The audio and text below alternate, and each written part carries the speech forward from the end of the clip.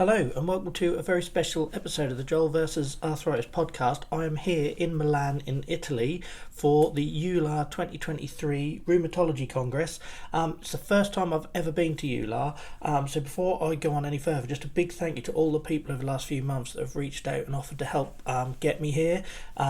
Really do appreciate it, and I'm not going to thank them because I don't know how many of them sort of wanted to be public about helping me, but I really do appreciate anyone listening to this that was part of getting me here today, guys. I really do appreciate it, and that also goes for all the people that follow and support on social media as well. So to cut to the chase, because I'm mad, decided wouldn't it be great to do a day one at EULAR and day two at EULAR and report on basically, what I found from a patient perspective and how things have been going from an advocacy perspective. Just try and give a little bit of insight to those of you at home that might be interested in the direction things are going. I should probably point out at this point, I am just one person and there are hundreds of sessions and I can only get around a couple a day.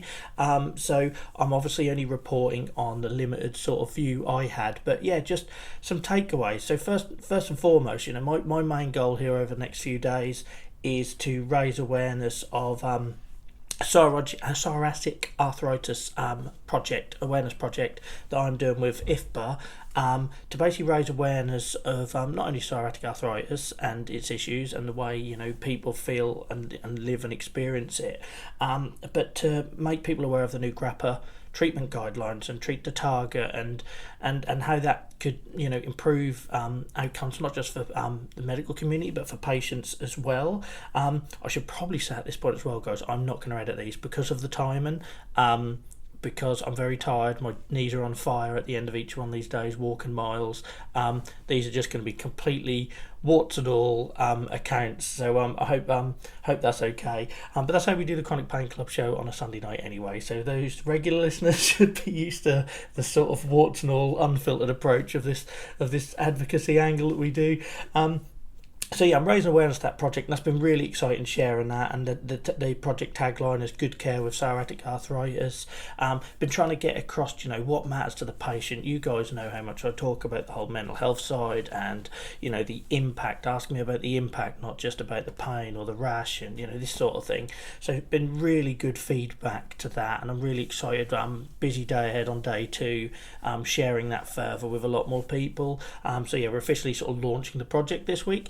And one of the things that's going to come out of that you can expect between now and the summer, when I go to the IFBA forum in Singapore, is that we will be doing like a little series of podcasts around that to raise awareness. So if that's something, if you have psoriatic arthritis and you'd like to be a part of that and share your experience and answer a few really quick questions on what psoriatic arthritis looks like for you and its treatment, then please get in touch, joel@joelnelson.uk.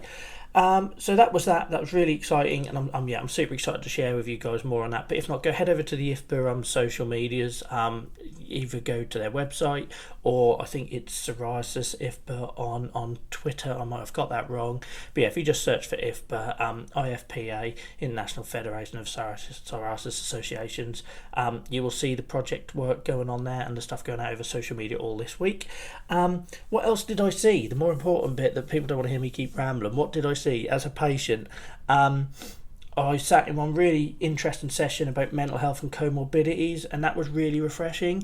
There was a lady that shared her lived experience, and quite like a heartbreaking one, but not intentionally so. Just, I don't know, it just resonated with me. So basically it was about let me just grab the lady's name so I give her credit. Jenny Christensen from Sweden. She was talking about how she had sort of developed cancer and how that had been missed, and if the doctors had just listened to the patient, that might have been found earlier, and how Dr. Google beat them by a couple of years, but they had no intention of sort of engaging with her, involving the patient, listening to their experiences.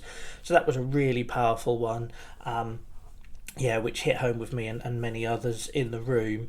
There was also basically another presentation about comorbidities, and there was one key message in there that I did put up on Twitter for anyone that follows me at Joel vs Arthritis, and it was comorbidities add to the burden of disease and should form a core part of the management of people with RMDs in routine clinical care with emphasis placed on early recognition, prevention, or treatment. And yeah, that having that comorbidities add to the burden of disease, I think, and it was in bold letters as well. I don't know, that really, I thought to myself, we need more of that. So that, yeah, really good session. And then another part of that session was a project I'd not heard of called Be Free from Keele University, and it was about how they'd used like creativity in co-production to support people with chronic pain and their mental health and to live with it. And again, that was really exciting. And yeah, go check that out. It's Be Free Health, BEE Free Health, all one word on Twitter. I imagine you can find it other places by searching that as well. But yeah, lady who presented that was called Laura Campbell, and yeah, that was really interesting to see how they'd used patients collectively, and right down to what to call the project, what to call the steps in that project. I thought it was really really interesting, and the main takeaway was that not everyone's pain is the same, and I think many of us have been sort of trying to get that across for a long while. So that was really good, and then the final session I squeezed in yesterday was it was a bit of a controversial one, because it was like these things always are. It was about people with psoriatic arthritis having increased being overweight and increased obesity levels, and it was a study off the top of my head, I think it came out of Switzerland, that basically identified that people with psoriatic arthritis were more likely to be obese, and obviously there's lots of reasons for that, whether it's lack of activity. I would argue mental health comes into that again as well, depression, the way people view themselves. Low mood leads to lack of, motivation and everything else. But what was really interesting is I actually found that it was more prevalent in men, and it was irrelevant. It did not matter their socio-economic backgrounds. So it didn't matter what sort of, if you were sort of, upper class, working class. It didn't matter if you were university educated or not. It didn't matter if you stayed at home or if you were in work. It was just this general sort of consensus from the data anyway that men with psoriatic arthritis were much more likely to be overweight and obese. So yeah, I found that one really interesting, because that's one I've always struggled with. Somebody that's got cardiovascular comorbidities as part of my psoriatic arthritis. I always have high cholesterol. Doesn't matter if I'm super fit and playing rugby or in my current sort of less mobile, slightly pudgier state. I've always had high cholesterol. Doesn't matter how fit I get. And that is almost certainly linked to my psoriatic disease. We know there is lots of crossover with cardiovascular and comorbidities. So it's really interesting to hear that one, and hopefully those sort of studies lead on to more work that goes into that. Because I don't know about you, we've probably all had those conversations where your doctor's asked you to lose a bit more weight and they don't understand how difficult that can be. Whether you are in a lot of pain, or in my case, it's more about how I look and feel about myself. When I was fit and healthy, I would say yes to anything, because that was the mindset I was in. Now I know I'm overweight, I don't like the way I look, or I might have a rash somewhere that I know is visible, and it affects you. You're maybe not going to go to the gym, or not going to go for that walk, or take up that new hobby that involves socialising with people. So I felt that was really interesting one. I'll be keen to see where that goes. So that was it for day one at EULAR.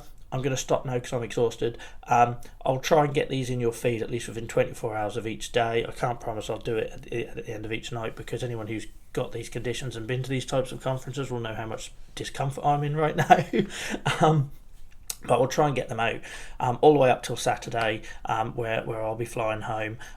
So yeah, from Joel and day one at EULAR in Milan, that's your little update, and I hope you appreciate these, and there'll be more to come.